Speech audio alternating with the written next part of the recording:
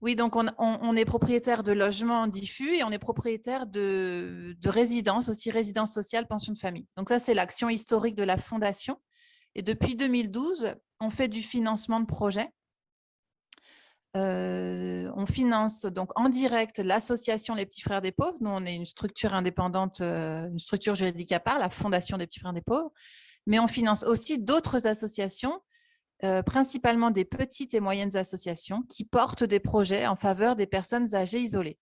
Donc, c'est ça la cause première que nous finançons, puisque contrairement à un autre nom qui laisse entendre qu'on s'occupe des pauvres, en fait, on s'occupe des pauvres de relations humaines. Et dans les années 40, quand les petits frères ont été créés, c'était les personnes âgées. En tout cas, c'est vers les personnes âgées que notre fondateur est allé. Donc aujourd'hui, on a continué dans cette voie-là. Donc on finance effectivement la précarité, mais prioritairement pour des personnes de plus de 50 ans. Et on finance aussi la maladie grave. Et on est moins regardant sur les critères d'âge, mais on essaie toujours d'aller vers des personnes plus âgées, puisqu'on considère que c'est une cause qui est difficile à faire financer. Donc on va encourager la fondation et les fondations que nous abritons, puisque Chloé disait que nous abritons aussi des fondations abritées qui peuvent être des financeurs aussi pour vous. Nous abritons des petites fondations familiales. On en a 12 aujourd'hui. Et ces fondations ont tous leurs objets statutaires. Tous ces objets sont décrits sur notre site Internet.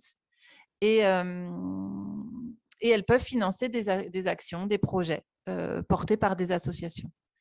Donc, pour vous donner un ordre d'idée, la Fondation des Petits Frères des Pauvres finance entre 3 et 4 millions d'actions chaque année, portées donc par plein d'associations. L'année dernière, c'était une centaine d'associations qui ont été soutenues et pour des actions en faveur des personnes âgées isolées. Comment se passe la demande de financement à la Fondation des Petits Frères des Pauvres? Donc, on a sur notre site Internet une rubrique qui s'appelle « Agir avec nous, obtenir un financement ». Sur cette page, vous avez tous les critères de financement qui sont exposés et vous avez accès au formulaire de demande de financement.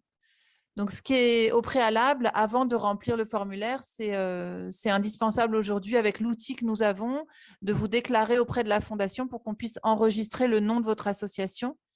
Et c'est ce qui vous donnera accès en fait après au formulaire.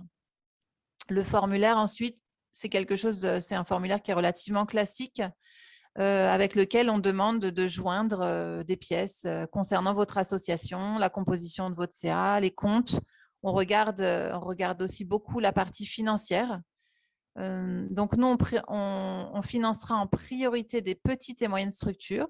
Dès que les structures ont des budgets annuels qui dépassent 5 millions d'euros, on commence à tiquer un peu ou à regarder de près. On ne finance pas, alors ça fait sourire certains, peut-être vous êtes loin des 5 millions, mais il y en a des fois, on est sollicité des fois pour des assos qui ont des budgets de 20 millions, donc on dit ouh là, on se calme.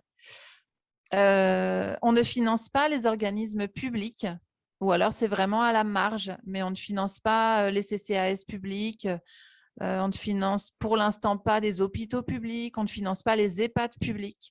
On finance des structures associatives, des structures privées à but non lucratif. Donc des structures privées, des associations, des fondations, des fonds de dotation. Mais la grande partie de nos financements vont vers des associations. On vérifie toujours le caractère d'intérêt général avec la structure. Donc, on demande de mettre dans le dossier soit un rescrit fiscal, chose que vous avez peut-être déjà faite ou pas, une demande de rescrit, ou alors on demande une attestation signée du président. Voilà, ce qui nous donne le droit de financer votre association puisque vous êtes d'intérêt général ou en tout cas, vous déclarez l'être. Donc, ça, ce n'est pas un souci. Ensuite, qu'est-ce que je peux vous donner comme détail? On finance à la fois de l'investissement et du fonctionnement. Alors, je ne vous cache pas que le fonctionnement, c'est difficile à faire financer puisque tout de suite, nos financeurs, nos décideurs sont très inquiets en disant « mais si on commence à financer le salaire de la personne qui travaille dans l'association, on en est parti. L'association aura toujours besoin. Donc, elle viendra toujours nous solliciter. Donc voilà, ça c'est un fait. Le fonctionnement, c'est compliqué aujourd'hui à faire financer, mais nous, on le fait toujours et on pousse vraiment pour le faire. Par contre, on pousse aussi les associations à trouver d'autres partenaires. Donc, ça fait partie des critères importants, c'est de solliciter plusieurs partenaires pour ne pas compter que sur un partenaire. On aime bien aussi les structures qui travaillent avec des bénévoles, et ça, faut bien le dire dans le dossier. On fait très attention aux conflits d'intérêts. Par exemple, le président qui serait à la fois salarié, le président qui ferait travailler, on ne le voit pas toujours, mais son fils pour des actions, je ne sais pas moi, des ateliers pour des personnes gravement malades.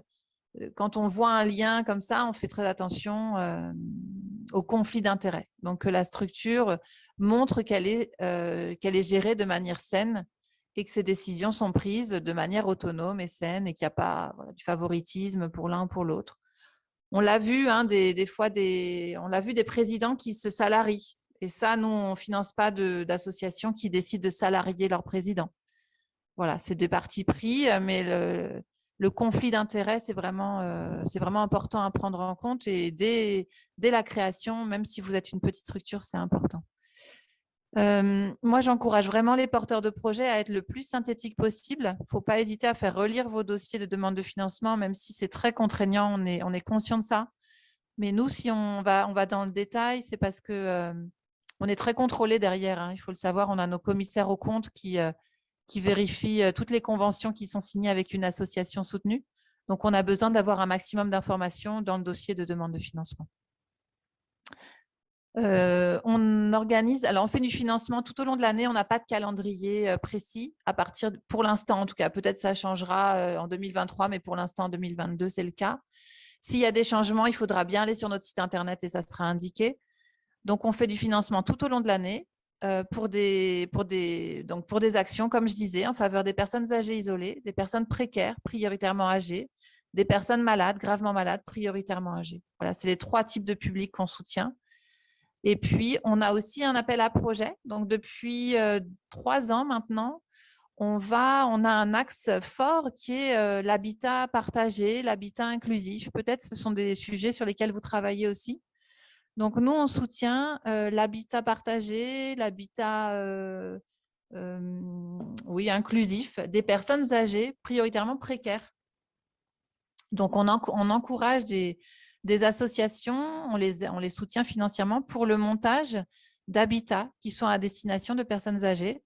Donc, ce sont des petites structures, je ne sais pas, entre 8 et 20 personnes, dans laquelle la personne doit vraiment se considérer comme chez elle. Elle a son espace à elle, son espace privé.